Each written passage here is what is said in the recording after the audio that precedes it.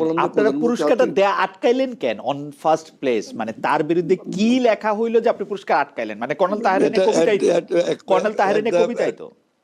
At the verge of, মানে একেবারে just last মোমেন্টে এই জিনিসটা আমাদের নজরে আসলো, এবং আসার পরে তখন শোনেন, একটা জিনিস যদি বিতর্ক আসে সেটাকে তো একটা খতিয়ে দেখতে হবে যে এটা, এই বিতর্কটা কতটা সত্য মিথ্যা। তো যখন আমরা দেখলাম যে না, এই পুরস্কার দেওয়া যেতে পারে, এবং সেই পুরস্কার জন্য তাকে ডাকা হলো, আমরা রীতিমতো প্রেসে বিজ্ঞাপন দিয়ে দিলাম যে আগামীকালকে সকাল 11টায় উনি পুরস্কার নেবেন, এই জাস্ট ফিউ ডেজ আফটার।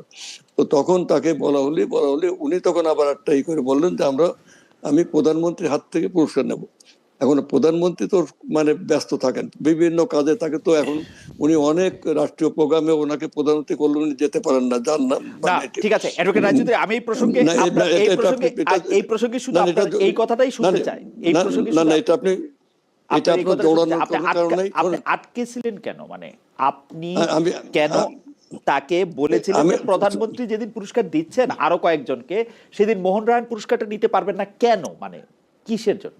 আমি তো আচ্ছা, এটা তো আমি বললাম, এটাকে আপনি আমাদের সদিচ্ছাটা মানে না চিন্তা না পরে করে দিছেন আপনি সেটা, পরে আপনাদের না, নিয়ে না, অনেক, আপনি- পরে না, আপনাদের না, অনেক না, সমালোচনা হয়েছে, আপনারা গা বাঁচানোর জন্য দিছেন অ্যাডভোকেট রায়চৌধুরী, পরে আপনারা গা বাঁচানোর জন্য দিছেন, শোনেন, অনেক সমালোচনা আমরা হচ্ছে। আমাদের গা বাঁচানোর কোনো কারণ নাই, কারণ আমরা সত্যকে সত্য বলে আমরা স্বীকার করি, সাদাকে সাদা, কালোকে কালো।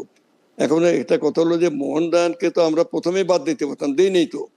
মোহন রায়নকে ডাকা হয়েছে, মোহন রায়ন আসার সময় যখন এই নিয়ে কথাবার্তা হচ্ছিল, ওখানে একটা হট্টগোল হতে পারে, এইটা বিবেচনা করে আমরা দেখলাম যে ঠিক আছে, এটা এরকম একটা গ্রুপ রেডি আছে।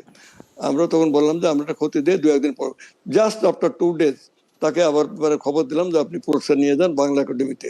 এবং সেখানে প্রধানমন্ত্রী তো আর রোজ রোজ প্রোগ্রাম দিতে পারবেন না, প্রচন্ড ব্যস্ত। কেবল তখন আমরা মানে 17ই মানে ফেব্রুয়ারি তারিখে আমরা শপথ নিয়েছি, সকালবেলা এমপি হিসেবে, বিকেলে মন্ত্রী হিসেবে, এবং 17ই ফেব্রুয়ারি মানে সেই কয়েকদিন পরেই, রাইট। মানে একটা একেবারে সময়। চা মানে লাইফটা ভরপুর, চা মানে ইস্পাহানি মির্জাপুর। এই সময় আমি তার কয়েকদিন পরে ফেব্রুয়ারি মাসে তাকে পুরস্কার দেবো। উনি বললেন যে আমি প্রধানমন্ত্রীর হাত থেকে নেবো। বলে তাহলে দেরি করতে হবে, প্রধানমন্ত্রীর হাত থেকে যদি নিতে হয় না দেরি ঠিক করতে আছে, হবে। ঠিক আছে, আমার কাছে মনে হয় যে আপনার বক্তব্য পরিষ্কার, না, কিন্তু না, না, না, পরিষ্কার, কিন্তু আপনি পেঁচাবেন না আমাকে, কথা বলে আমাদের না না পেঁচানো না। না, আমি না, অ্যাডভোকেট রায়চৌধুরী, আমি আমার অবস্থাটা বলি ইতিহাসের খাতিরে।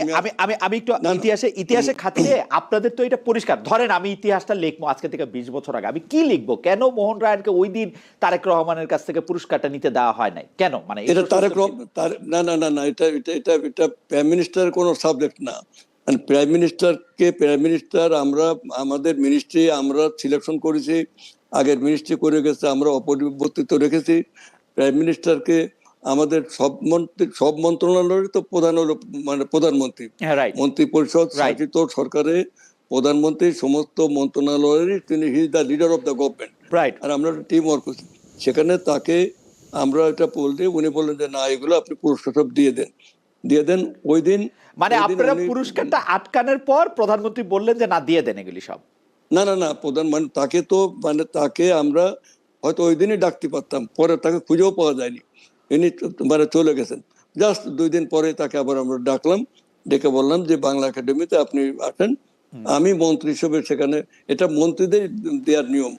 ওকে, আমার আমার আমি আমার কাছে ডাকলাম, মনে হয় যে আপনার এই কথা, বা আমরা যখন পরবর্তীতে এটা যদি কখনো ওঠে, আপনার এই কথা এটার একটা প্রামাণ্য হয়ে থাকবে আর কি।